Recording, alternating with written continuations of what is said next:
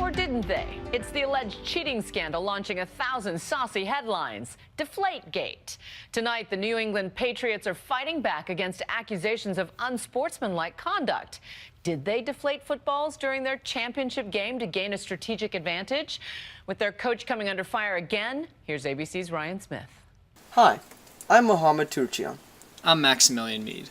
And this is our TOK presentation on the Deflategate scandal, deflating the gate of knowledge. When I watched this scandal unfold personally, I was one of the people who believed that the Patriots were guilty of deflating footballs. However, after quite some time, new information caused me to see that the Patriots were actually innocent, and the entire scandal was nothing more than an overreaction.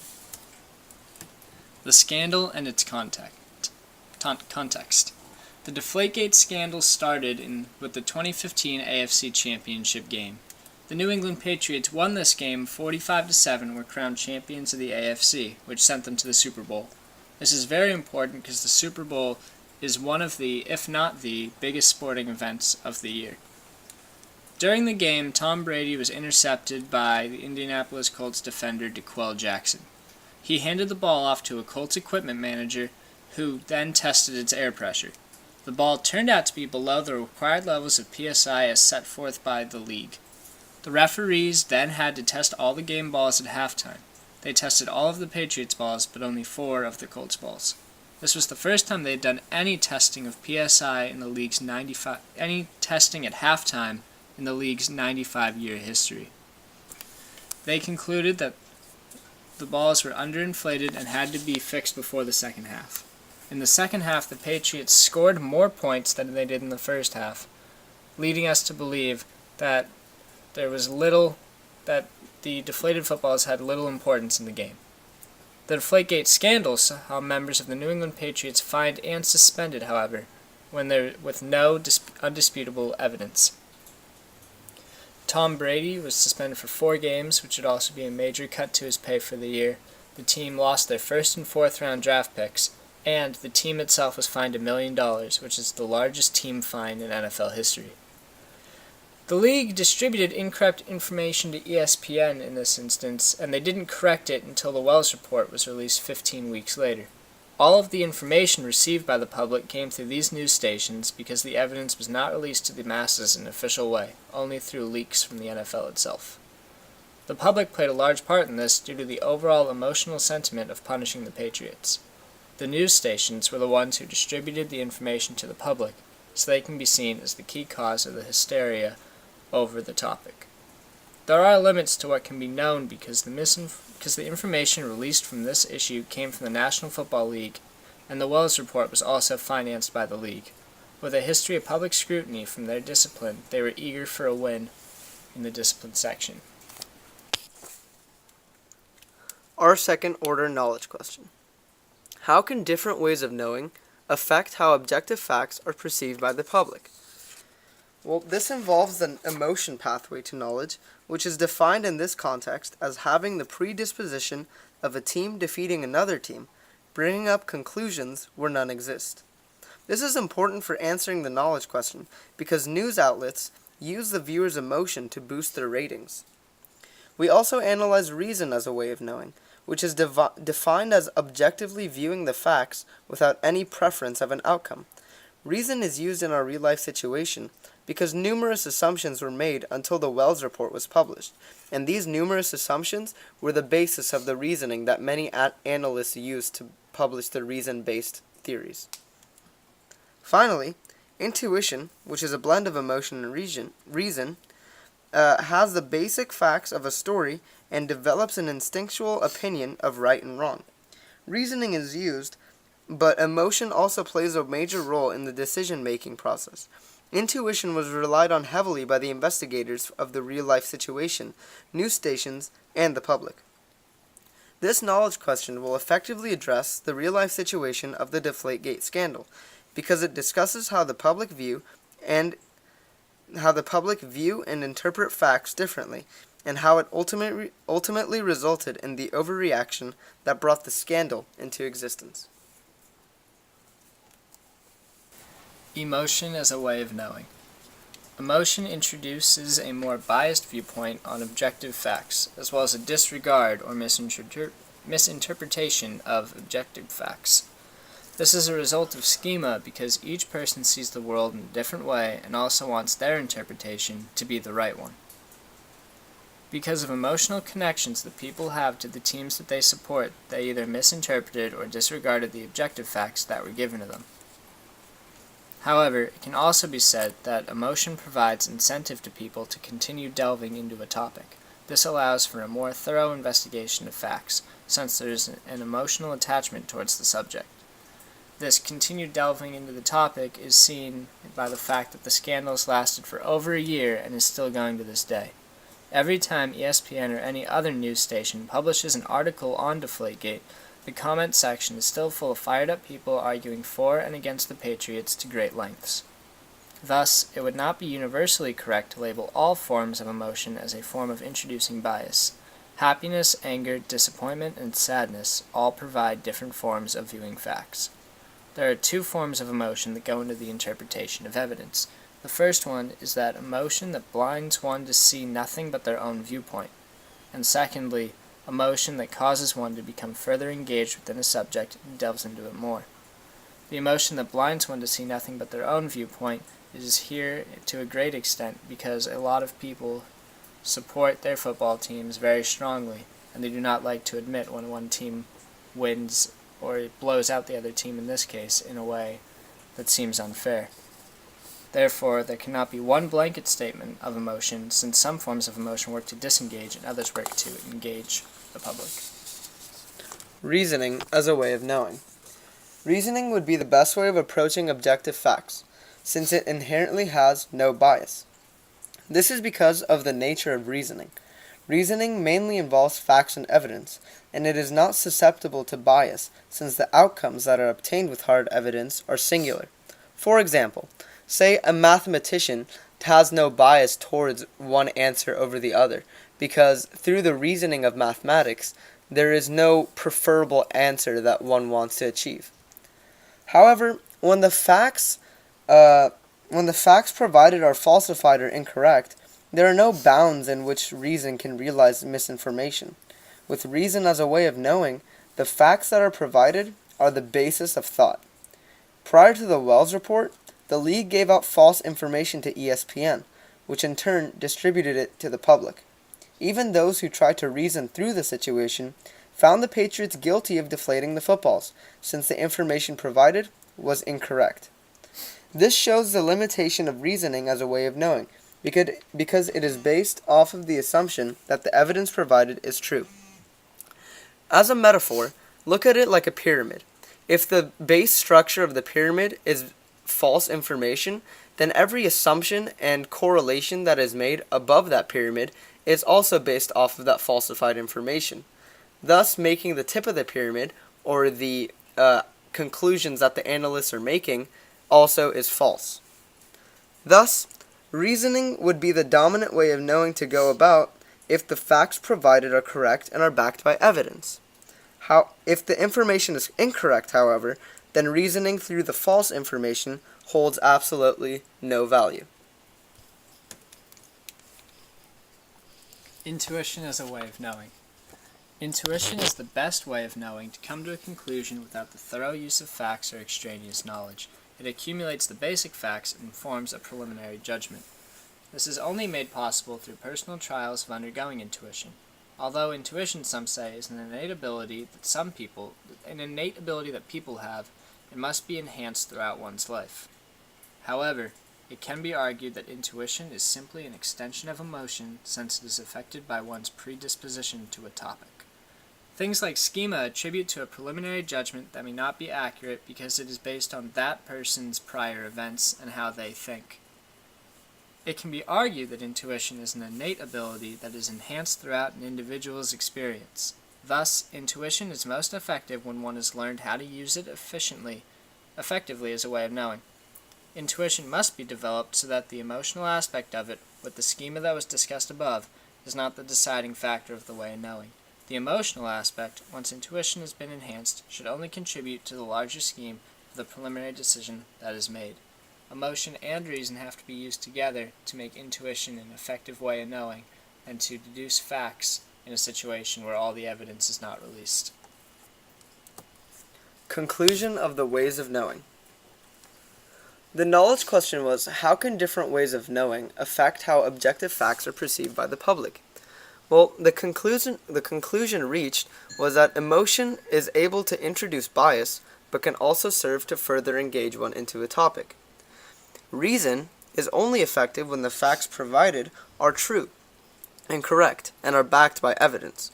Reason leads to major inaccuracy when the facts are incorrect, hence the pyramid metaphor that I made previously. Intuition combines the basics of both reasoning and emotion, but it must be developed over time. The emotional aspect of intuition keeps the reason aspect in check, and vice versa. However, intuition can also lead to inaccuracy because of both bias and factual error. These two are also the two limitations of emotion and reasoning. Another real-life example is the court case of Liebeck versus McDonald's from 1992. In 1992, Stella Liebeck sued McDonald's for serving her coffee that burned her when she spilled it on her lap. She won the case and was awarded nearly $3 million. Immediately, a judgment is made on the situation without having all the effects. Our emotions are a very important part of how we reason. So, emotionally, we feel as if Liebeck should be more responsible with her coffee, and that is not McDonald's responsibility. We've all had experiences with a hot beverage, and know that coffee traditionally comes hot if not asked for it iced. So, without any other facts, our emotions tell us that Stella Liebeck is wrong and that McDonald's should not be responsible for what she does once she receives the product. But furthermore, we rationally conclude that McDonald's should not be held liable for giving hot coffee to a person who ordered hot coffee. They should know what they're getting because they ordered that explicitly and have had past experiences with it. However, using intuition, we can infer that there must be a reason that Liebeck eventually won the case, and that there must be more information that is being withheld. The coffee that McDonald's served to Liebeck was dangerously hot, which caused third-degree burns, which eventually resulted in medical attention and her absence from her work. Now, with this new information, the conclusions previously reached are seen to be debunked, and the limitations of emotion and reason are seen. Also, the extent to which intuition can be used as a beneficial way of knowing, if enhanced through experience, is seen, because although the previous information was false, intuition could also be used in the previous examples where not enough information was given. Intuition could be used to infer that not enough information was given and to withhold a premature conclusion. This makes the almost $3 million settlement seem justified. Now, back to the Deflategate scandal. All the three ways of knowing discussed influence the public to some extent in this case. News stations primarily focused on emotion because most of the viewers are very susceptible to emotional stimuli. Additionally, this brings in more revenue to the news distributors. Companies that distribute the news want to attract as many people as possible to their newscasts and online articles, so they use emotion to draw people in. It is an easy way for them to make money, and they exploit it to a great extent. Furthermore, analysts that examined the facts provided by the league were led astray, which ultimately led everyone who listened to them astray, since the facts provided were false. One of the first reporters in this case was the ESPN analyst Chris Mortensen, who reported that 11 of the 12 footballs were significantly underinflated. This report later had to be edited to clarify the situation because the knowledge that he reported was not correct. So, people who came to a conclusion using their intuition correctly were more likely to view the Patriots as innocent, since it got rid of the emotional bias that the media was using and regulated the factual fallacies. So, what did happen?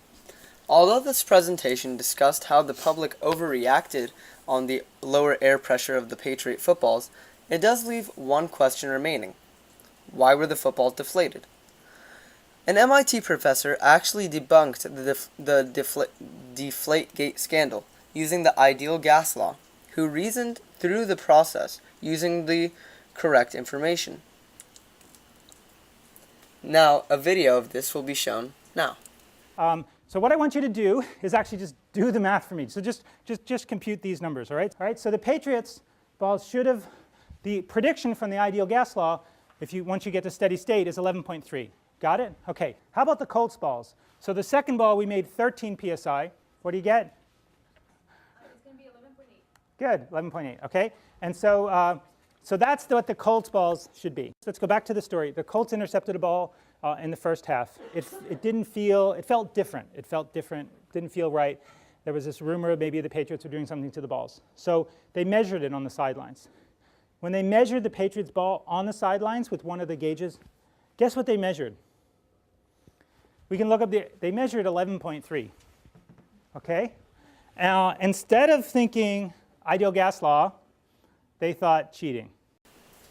This only goes to prove that, although we argue that intuition is the best way to interpret objective facts, reasoning is the dominant way of knowing when certain aspects of the information are provided. To conclude our real-life example, emotionally, a substantial amount of people wanted to see the Patriots be held responsible for their involvement in the deflating of the footballs, even before facts were released. The facts had not been released or interpreted, and no tests had been done by an independent organization. It was easy for emotions to run high in the situation because earlier instances of the Patriots, like Spygate, had people thinking that this organization would do anything to win, and that it's reasonable to conclude that they would cheat in the game.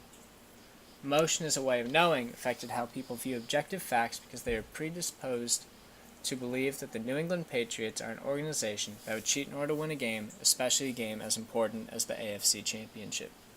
The Patriots have a reputation for both winning and cheating. Their rivals will jump at any chance to discredit the victories of this organization, and their fans, who are not controlled by the organization and are allowed to speak unfiltered through social media, can easily sway the opinion of someone who does not know the facts.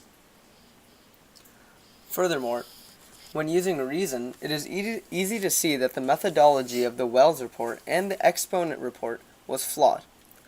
The Wells report states that the analysis of the data is ultimately dependent on assumptions and information that is uncertain, and concluded that it was only more probable than not that Tom Brady was aware of the deflated footballs.